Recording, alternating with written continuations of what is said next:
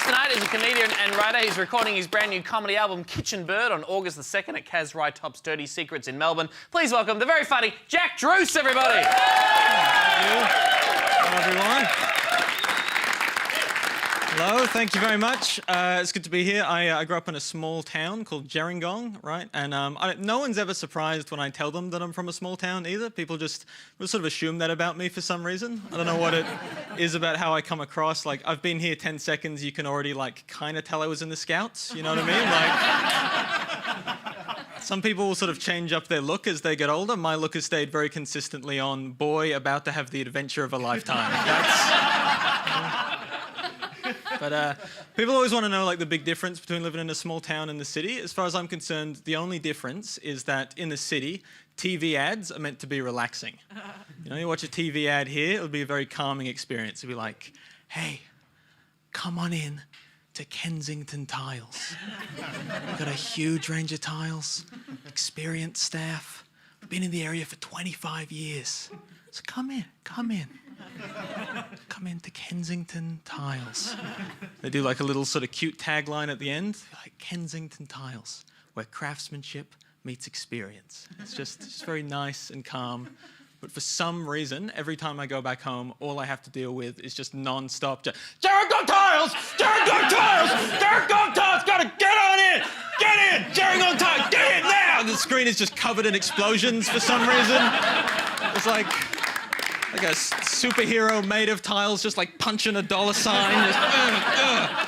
Dollar signs like also made of tiles and on fire for some reason as well. So unclear what's going on. There's like a host of the NRL footy show is on a dress in a hoverboard, like waving at you. They still do a tagline, but it's not even cute anymore. It's just insane now. It's just like, Gerringong Tiles, fuck you, I'm gonna live forever. And you're like, who's this guy? I don't know. Especially strange because I feel like small towns is the only place where you don't need that sort of aggressive advertising. You know what I mean? It's like, dude, there's one place people can get tiles. That's it. You got one place. The whole ad could just be like, Gerringong Tiles, what are you going to do? What are you possibly going to do? Drive to Wollongong? Didn't think so, idiot. Gerringong Tiles. That's all you need. I do watch a lot of TV. There's a show I'm really obsessed with at the moment that I've been watching this documentary about O.J. Simpson, which is just amazing because I don't know anything about him really in his life, and it goes through like his whole career, like all his football stuff, then all the murder stuff, and then his life up until today. And there's a bit in the middle that I'm just obsessed with because there was a while, I think about early 2000s, where O.J. Simpson got to host a prank show. Right? Someone let O.J. Simpson host a prank show. It's called Juiced. You can watch it on YouTube. I'm obsessed with Juiced. Because Juiced has got to be the only example of a prank show in history where the reveal of what is actually happening is so much worse than the prank you thought was happening. Yeah, it's just like him popping out at the end. It's like, ha-ha, you thought someone was stealing your golf balls. But really, it's me, murderer, O.J. Simpson. What a fun prank. So I've been playing a lot of those weird hypotheticals games with my friends at the moment. You know, those sort of things where you go like, oh, would you do this gross thing for $1 million? Like those kind of things. And I feel like it's not a good conversation to have. It's also not a good way to have $1 million.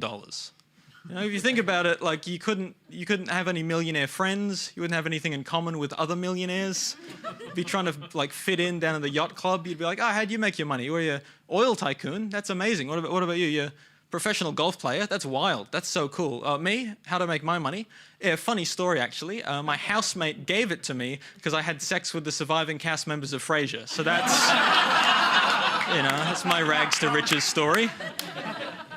Best one we ever did, though, was we were playing that game Fuck, Marry, Kill, right? Which I'm not a huge fan of. I feel like it's a pretty boring game. If you don't know it, it's like one person says 3 people, the other one says like which one they'd have sex with, which one they'd marry, which one they'd kill. That's it.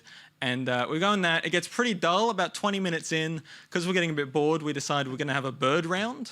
Right? I don't know if we're familiar with a bird round in Fuck, Marry, Kill. Just standard rules, 3 different types of birds. That's all we're doing.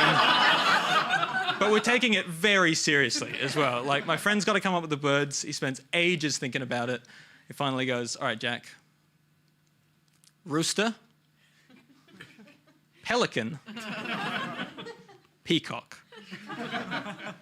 As soon as he says peacock, I'm like, what do you think I'm an idiot? I'm fucking that peacock, of course. Of course. You think I'm insane? Like, that's the... I'm sensing a bit of judgment on my immediate decision to have sex with this peacock. This is a hypothetical world where you have to have sex with a bird. That's what we're talking about, all right? We've seen peacocks, seen the elegant feathers and the plumage, and if you're going to look me in the eye, tell me you pick anything other than peacock, grow up, all right? That's the call. So I say to my friend, all the confidence in the world, yeah, man, I'm locking in peacock. He gets this big crazy grin on his face. He's like, Jack, buddy, you have walked right into my trap. Those peacocks you're talking about, the ones with all the feathers? Yeah, that's just the male peacocks that have those. You're having sex with a male peacock. He acted like he really got me good. Like he tricked me so good. And I just sort of had to say to him, like, man, I don't know how to explain this to you, but if you're having sex with a bird, no one cares that you're gay, right? It really doesn't matter at that point. Like if someone had to confide in you and get something off their chest, they were like, hey, you know, I trust you, I want to tell you this, sometimes I have sex with birds, your reaction wouldn't be like, oh my God, what gender? What gender of bird are we talking about here? Oh, girl birds. Yeah, you should have said something. Nice one, man. Cool. Like, thank you very much, everyone.